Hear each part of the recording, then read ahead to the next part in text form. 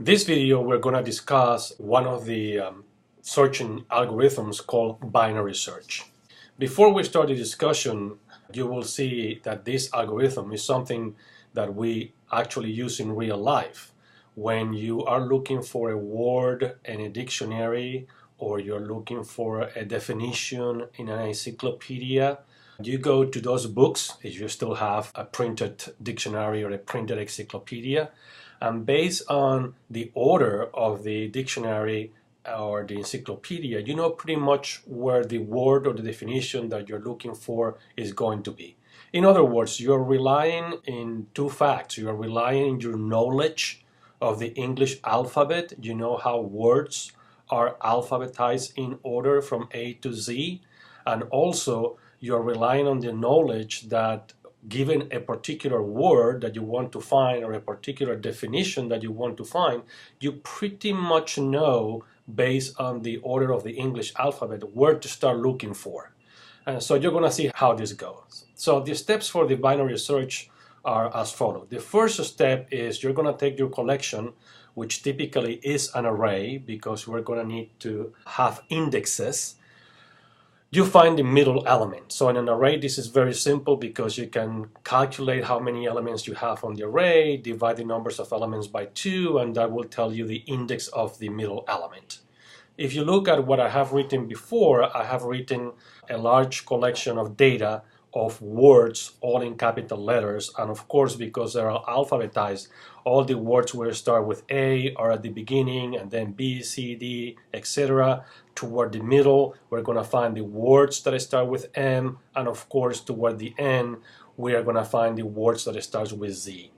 Okay, so what we're doing is trying to figure out how many elements we have. Once you have that, you divide that by 2, and that will tell you the index of the element that is on the middle of your collection. Once you have that index, then we go to step number 2. Step number 2 simply says, okay, take a look at that at the value at that position and see whether or not that is the word or the definition that you're looking for. Of course, if there is a match, then the search will stop because we found what we're looking for. But most likely, as you know, when you look the first time, the word in the middle, the word that you're looking at on the encyclopedia or the dictionary, is not an exact match.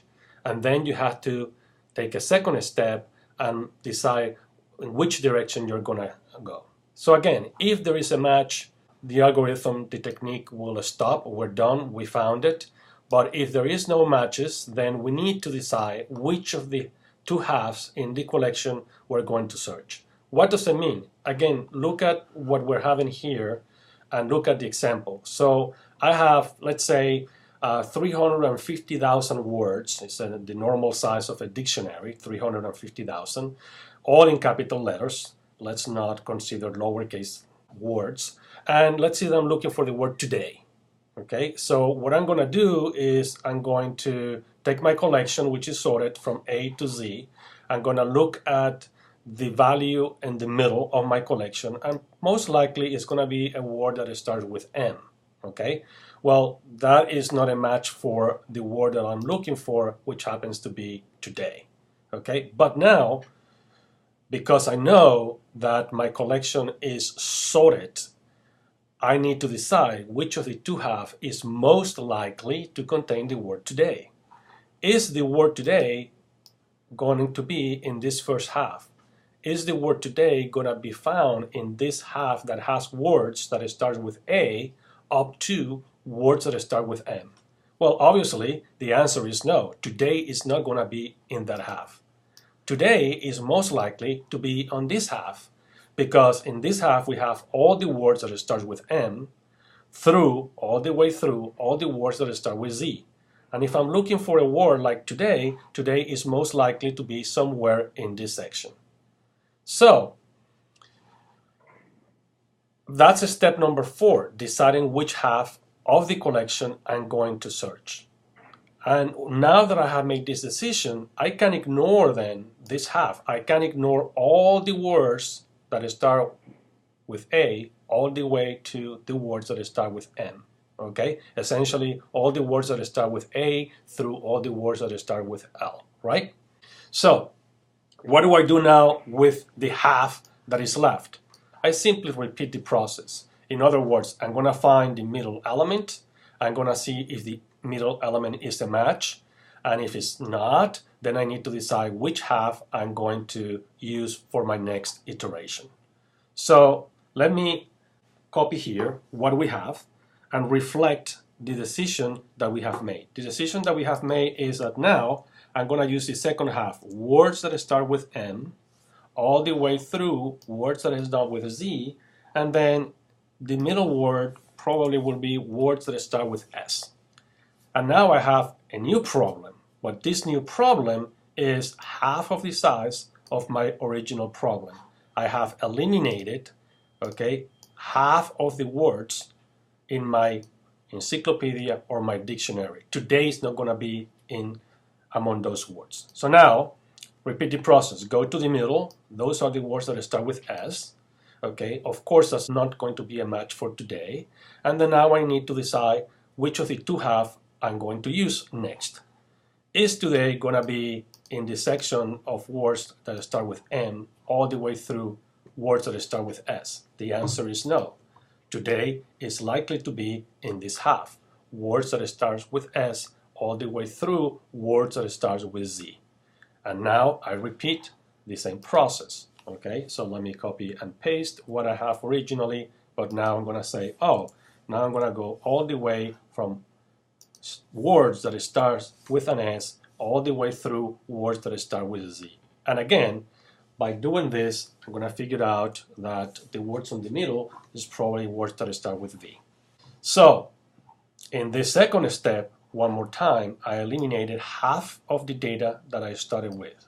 I eliminated all the words that start with M, all the way through all the words that start with R, which precedes the S. Repeat the process one more time. Well, obviously, the word in the middle starts with V. I'm looking for today, so today is likely to be in the first half. So now what I'm going to do is I'm going to eliminate all the words between V and C. So let me copy again. Let me copy and paste. And now this time what I'm going to do is to say, well, the words are going to be starting with S now, all the way to the words with V in that half. And obviously, what the words are going to be in the middle, I don't have too many choices, are going to be the words that start with T. So one more time, I have eliminated, by performing one comparison, half of the data that I started with. So now I'm left with all the words that start with S all the way through the words that start with V. So you can see that I'm narrowing the space where today is going to be likely to be found. And then I go and figure out what the middle element is. Okay, it's going to be some word that starts with T, and then I'm going to say, all right, today is likely to be in this second half, so I don't need all these words that start with S, so I can eliminate them. And now I'm going to say, all right, so now here I am all the words that start with T through all the words that start with V, and then here going to be the words that start with U. Okay, and then I'm going to have repeat the process. So again, these are the words that start with U. Today is likely to be in this half, so therefore I can eliminate this half. So I'm going to do this one more time, and now I'm going to start narrowing to the words that start with T. So instead of T, I'm going to say, okay, these are all the words that start with TA something else, and because I'm going to finish here before the U, these are going to be all the words that start with DU. And here in the middle, I'm going to put all the words that perhaps start with T followed by an I. So you see now I started with all the words, 350,000 words, A through C, narrow it down to the words that start with a T, pretty much. Repeat this again, and then I'm going to say, find the value that is on the middle, right? Well, those are the words that start with TI. I'm looking for today, okay? So today is not likely to be in this first half, right? It is likely to be in this second half. All right, so eventually, if I keep doing this and I keep making what is called the space, in other words, what I'm looking at, smaller and smaller, I'm gonna get probably to a point where I have things like this. I'm gonna have the word to, as in TO, and then in the middle, I'm gonna have perhaps the word today, right? And then I'm gonna have the word toy.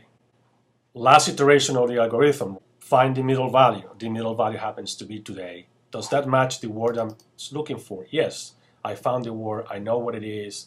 Now I can do whatever I need to do or discuss the definition, etc., but I'm done.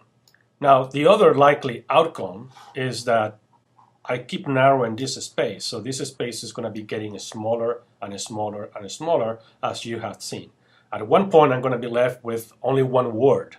And I'm going to look at that word. And that word is either the one that I'm looking for or the one that I'm not. Remember, search has two possible outcomes. The target, the value that we're looking for, is going to be found or not. Searching doesn't guarantee success in terms of a match. So what is happening? If you have been paying attention, what is happening is that every iteration, every time that we perform the algorithm, we divide the collection into half, right? And then we discard one half. And in every iteration, we only compare the middle element. And if the middle element is not found, then we decide which of the two halves. So very interesting that this technique requires only one comparison. There is no shifting of elements. And the most important part is that in every iteration, with every comparison, we are eliminating half of the data. So again, going back to our original example, if I start with all the letters, 350,000, when I perform the first iteration, I compare the element on the middle. That is not the one that I want. Then I drop half of my data, all the words that go from A to N. So in one comparison, I eliminated 250,000 elements if I started with 500,000 elements, okay? If I started with 1,000, after one comparison, I dropped 500 elements. That's huge. That's very important because I'm eliminating data very, very fast. Let's do some analysis of what is happening. So what is happening is the following. We start with a collection that has n items that were sorted. The first iteration of the algorithm, we divide that collection, which we call n, by 2. The second iteration, we took, right, a half, and we divide that by 2. So that is equivalent to dividing the entire collection by 4. So we eliminated a half, we're left with a half. We took that half, we divided it in 2. That means now I have quarters. And then I'm going to do the next time, I'm going to divide by 2, then I have 8s. So if you notice, there is a pattern here. Every iteration, I divide my current collection by 2. Exactly into 2 halves. So the first time I divide by 2, so you can think about eliminating half of the data. Okay, the next iteration eliminates an additional quarter of the data. The next iteration eliminates an additional eighth of the data. Okay, so every time that I perform an iteration, I'm going to eliminate something that is to the power of 2. Now, if I do some math, what is interesting is to find out what the value of this p will be in this equation. Okay, so let's say that I tell you, as we started today, by using 350,000 words dictionary, okay, what is the value of this p? Okay, and what does it mean? Well, p indicates the numbers of times that we have to divide our collection by 2. P means the numbers of times that we have to perform the algorithm. How many times I have to divide by 2. What it also means, and this is the important part, how many comparisons at most I have to perform to arrive to a conclusion. Okay, and if we do some math, then we see that that value of p happens to be log base 2 of n. You probably are familiar with log base 10 that you use in calculus. Well, instead of using decimals, we use powers of 2, okay? This is called a log base 2 of n. And log base 2 of n for sufficient larger values of n is a very small value, okay? It's smaller than the value of n. So we said that the expected running time of the binary search is log base 2 of n. Again, this big O is a notation, so don't worry about it. It's called big O, and it simply says that the amount of time that it's going to take to find a value using binary search on average is going to be equivalent to log 2 of n. Now, we are going to study later on other searching techniques, and you're going to see that this technique is pretty fast, and it's fast because, again, we are dividing by 2 the data that I started with. We're eliminating half of the items that we started with. So the process of finding, the process of searching move rather fast. All right, now, for you to understand what this log base 2 of n means, let's think of the following, and you can do the math. Let's assume that we start with a very small collection, an array that has 15 elements. So if in the previous equation you plugged in n with a value of 15 and calculate the logarithm of base 2 of that value, you're going to see that the numbers of iterations is 4. Okay? So if you give me 15 elements in 4 comparisons and can determine whether or not the value that you're looking for is there. Now let's double the size of the array, and let's keep that in mind. We're doubling the size of the array. Let's not get distracted by these numbers because these numbers are pretty small. So if I double the size of the array, pretty much 31, okay, and I perform the sum calculation, in other words, okay, I'm trying to calculate the value of p, right, then it's going to give me, for an n equal to 31, okay, it's going to give me a numbers of iterations 5. Okay, and then let's double again, 63, iterations increase by 1. Let's double again the size of my data, iterations increase by 1. Okay, so what I'm saying here is that as you double the size of your collection, the numbers of comparisons only increases by 1. The numbers of comparisons doesn't double or quadruple or grow exponentially. Okay? So this is very important to understand about algorithms that their expected time is log base 2 of n.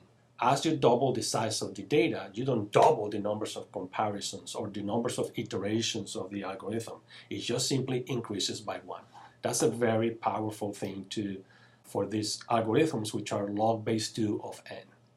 So finally, let's do some basic analysis. Okay? The first thing that we have to realize is that you can only apply this technique if your collection is sorted. So let's think about that. A phone book is in order. A dictionary is in order. An encyclopedia is in order. In all those cases, we can apply binary search. But if you're given a random collection of values, how do you determine the value in the middle? Perhaps you could, but then how do you know in which of the two halves the value is likely to be? You don't know. So it needs to be sorted for you to be able to choose which half of the two that you're going to end up with is most likely to contain the value that you're looking for. Okay? So every iteration partitions the collections in half. Every iteration, therefore, discards half of your data. Every iteration requires only one comparison. And finally, understand not only that the expected running time is log base 2 of n, but what it means. It means that as you double the size of the data, the numbers of iterations, the numbers of comparisons only increments by 1 at a time. This is binary search, a very fast algorithm. If you haven't done so, I encourage you to watch the video on linear search, which happens to be another common technique for finding values, but is much, much slower than binary search.